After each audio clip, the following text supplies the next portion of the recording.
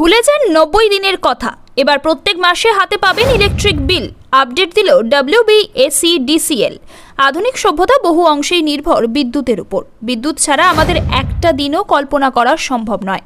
আধুনিক বিজ্ঞানের সব ফসলের প্রধান উৎস এই বিদ্যুৎ। বিদ্যুৎ আবিষ্কারের পর ক্রমশ অগ্রগতি হয়েছে মানব সভ্যতার।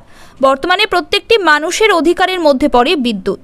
আমাদের দেশে বিভিন্ন সরকারি ও বেসরকারি সংস্থা বিদ্যুৎ পরিষেবা দিয়ে থাকে। ইউনিট প্রতি মূল্য হিসাবে বিদ্যুতের বিল পরিশোধ করতে হয় আমাদের। কলকাতা ও সংলগ্ন এলাকায় যেখানে CESC বিদ্যুৎ সরবরাহ করে সেখানে প্রতি মাসে বিদ্যুতের বিল আসে। তবে পশ্চিমবঙ্গ সরকারের বিদ্যুৎ বন্টন পর্ষদ প্রতি ত্রৈমাসিকে বিদ্যুতের বিল পাঠিয়ে থাকে একসাথে। তাই বিদ্যুতের বিল পরিশোধ করতে অনেক সময় সমস্যায় পড়তে হয় গ্রাহকদের। WBSEDCL গ্রাহকরা প্রতি 3 মাস অন্তর পেতেন বিদ্যুতের বিল। 3 মাসে খরচ করা বিদ্যুতের উপর ভিত্তি করে সেই বিল পাঠানো হতো। তবে দীর্ঘদিন ধরে গ্রাহকদের অভিযোগ ছিল এই পদ্ধতির ফলে তাদের প্রদান করতে হয় অতিরিক্ত চার্জ। যদি প্রতি মাসে বিদ্যুতের বিল পাঠানো হয় তাহলে অতিরিক্ত হারে ইউনিট চার্জ দিতে হয় না গ্রাহকদের। এবার WBSEDCL গ্রাহকদের কথা চিন্তা করে সেই পথেই হাঁটতে চলেছে।